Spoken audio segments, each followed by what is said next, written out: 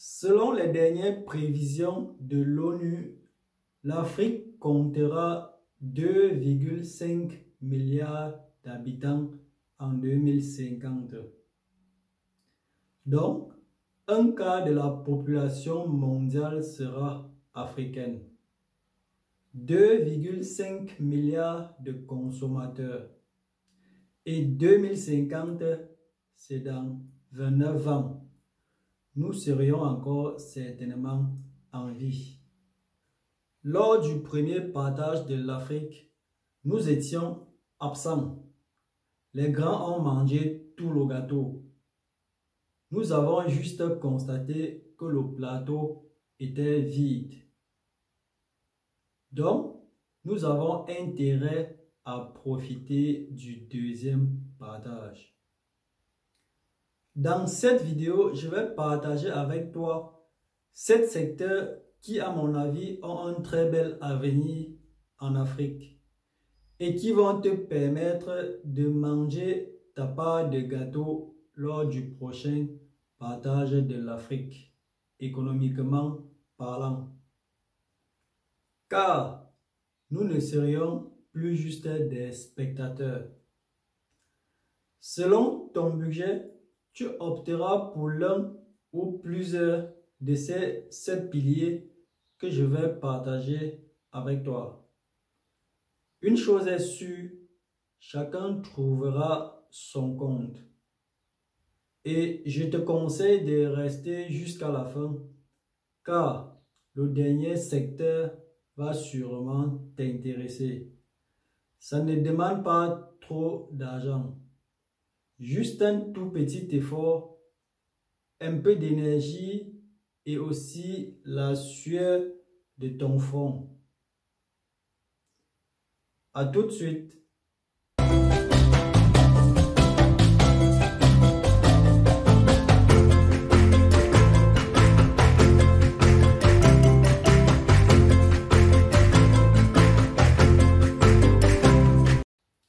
Salut, j'espère que tu vas bien.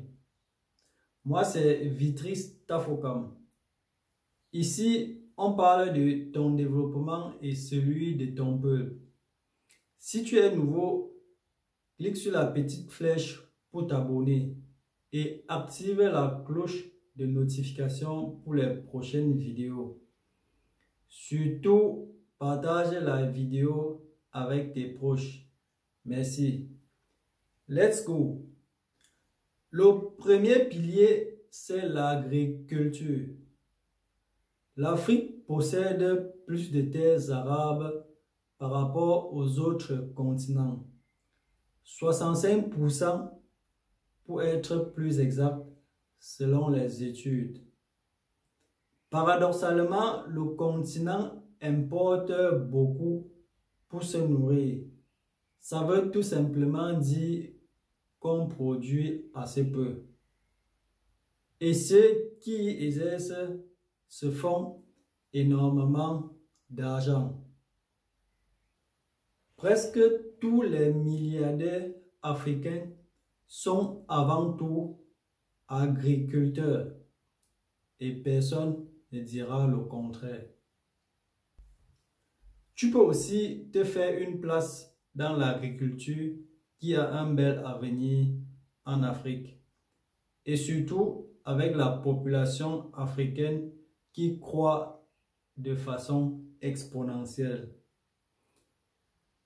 La Chine, l'Europe, l'Inde, bref, tous les pays où nous importons ne seront plus capables de nous nourrir dans des années à venir.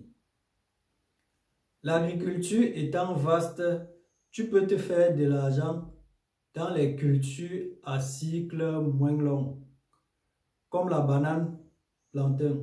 J'ai d'ailleurs fait une vidéo dans laquelle je partageais avec toi quelques techniques pour sa culture et la rentabilité. Tu peux aussi faire dans la culture des tubercules comme le manioc et la patate. Ça prend environ 12 mois. Ou les cultures maraîchères de 3 mois, comme la tomate, la salade, le piment, ainsi de suite. Tu peux aussi faire dans la culture des arbres fruitiers, comme les oranges, le citron, les mangues, la liste est longue. Surtout avec des plants améliorés. Je sais aussi ce que ça fait de sucer un fruit qui sort de son propre champ. Ah, quel bonheur! Produire, c'est bien, mais c'est encore mieux de produire ce que tu peux transformer si jamais tu en avais l'occasion. Juste une manière de dire que les cultures comme le café, le cacao, le palmier à huile ne sont pas rentables si tu n'envisages pas la transformation. En plus, le cycle est très long, plus de 5 ans pour avoir la première récolte. Le deuxième pilier, c'est l'élevage. C'est un domaine très rentable, surtout quand on sait dans quel secteur s'engager. Je vais te donner quelques secteurs qui ne demandent ni trop de moyens financiers et pas assez de compétences. En première position, selon moi, vient l'élevage des poulets de chair, qui donne le résultat entre 40 et 45 jours seulement, et avec une bonne marge de rentabilité. C'est d'ailleurs une viande qui n'a pas de barrière religieuse et est appréciée dans tous les pays. L'élevage des poulets pondeuses est aussi rentable, mais la formule de production n'est pas fixe. Beaucoup de facteurs entrent en jeu. En deuxième position vient l'élevage des porcs, avec une croissance très rapide d'1,2 kg à la naissance à 90 voire 100 kg de viande après 6 à 7 mois. Et nous savons que le kilo de viande est devenu très cher. Tu peux juste multiplier et vendre les porcelets. Une bonne race va te donner entre 7 à 12 porcelets chaque 6 mois. Donc, c'est un business très rentable. Et enfin vient l'élevage des moutons, des chèvres, des lapins et des bœufs, qui est aussi rentable. Le troisième secteur, c'est la pisciculture. C'est un secteur qui rapporte aussi beaucoup d'argent. Et nous sommes presque tous fans du poisson. Mais le problème ici, c'est que la mer devient de plus en plus vide. Donc, on ne pourra plus compter que sur la pêche. Tu ne vas pas aussi me contredire sur le fait que le kilogramme du poisson a presque doublé toutes ces dernières années dans ton pays. Je te conseille d'opter pour le poisson-chat et le tilapia qui est beaucoup consommé et facile à produire. Pour la production, tu vas construire l'étang ou des étangs selon tes moyens.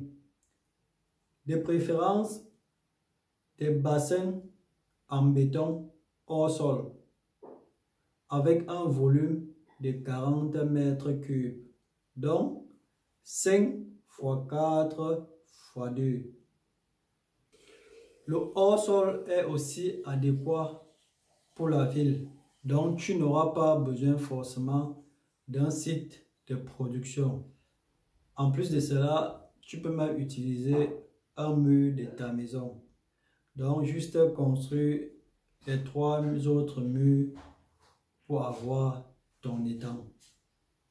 Le prix de l'alevin de 250 grammes varie entre 200 et 300 francs selon la région où tu te trouves. Que tu vas grossir pendant 5 à 6 mois pour obtenir un poisson qui va peser 1000 à 1200 grammes. Concernant la nutrition, tu vas dépenser en moyenne 800 francs par poisson. Donc, jusqu'à la vente, tu dépenseras en moyenne 1000 francs par poisson. Et le kilo de poisson se vend parfois à plus de 2000 francs CFA. Je te laisse faire les calculs. Dans la pisciculture en général, on a le phénomène du cannibalisme qui peut te faire perdre jusqu'à 5% d'alevin. Malgré cette petite perte due au fait que les poissons se mangent entre eux, le business reste très rentable et tu devrais te lancer sans plus attendre. Pour avoir de l'expérience, tu peux même commencer dans des cuvettes ou des demi-fûts, même juste pour la consommation personnelle, au lieu de manger le poisson congelé que tu ne sais pas en quelle année le poisson a été pêché. Le quatrième secteur, c'est la livraison à domicile. Le boom économique va aussi avec le changement des mentalités, pas forcément dans le sens positif. L'homme en général va adopter d'autres méthodes de vie. Les gens n'auront plus assez de temps ou seront paresseux et vont faire les achats en ligne. Tu peux créer ta petite structure de livraison. Le marché est non seulement encore vierge dans beaucoup de nos pays, mais aussi très prometteur. Tu peux commencer avec rien du tout pour grandir avec le temps. Mais sois-en sûr, les débuts seront difficiles, comme tout business d'ailleurs. Mais l'avenir te donnera raison.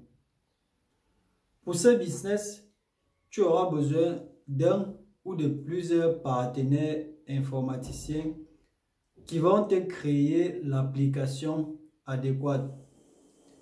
Pendant ce temps, tu fais des négociations avec les restaurants, les boulangeries et aussi des entreprises dans un premier temps.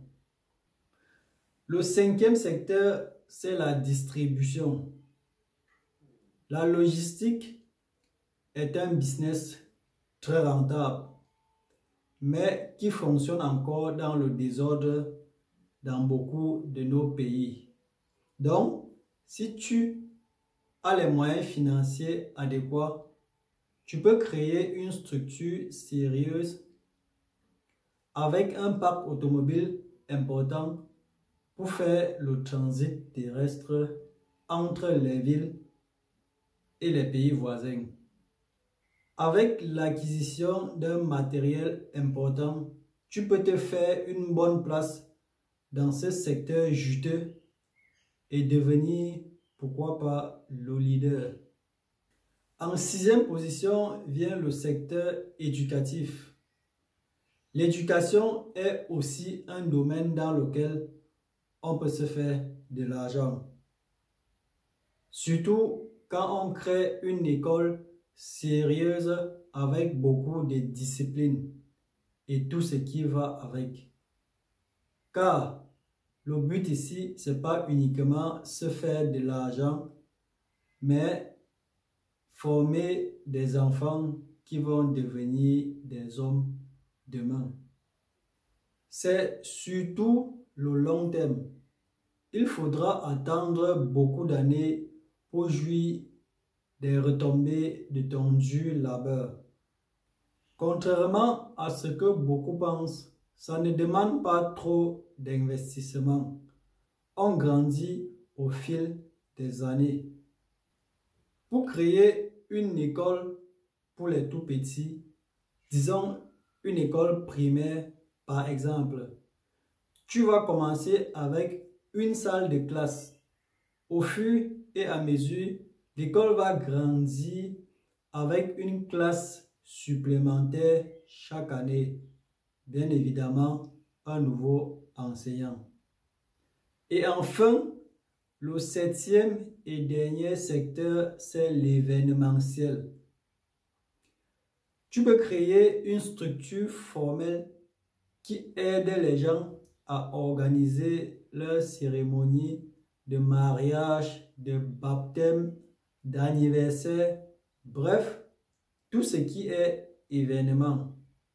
C'est un secteur qui prend beaucoup d'ampleur dans nos pays.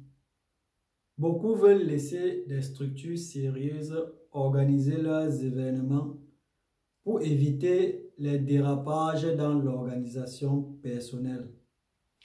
Ça peut être la décoration du lieu ou bien le service traiteur, comme on appelle chez moi au Cameroun, qui va s'occuper de la nourriture et de la boisson. Donc, si ta structure est sérieuse et exécute bien les doléances de ses clients, tu n'auras même pas besoin de faire la publicité. Merci de m'avoir suivi et surtout partage la vidéo et abonne-toi si ce n'est pas encore le cas. Porte-toi bien et à bientôt. Ciao.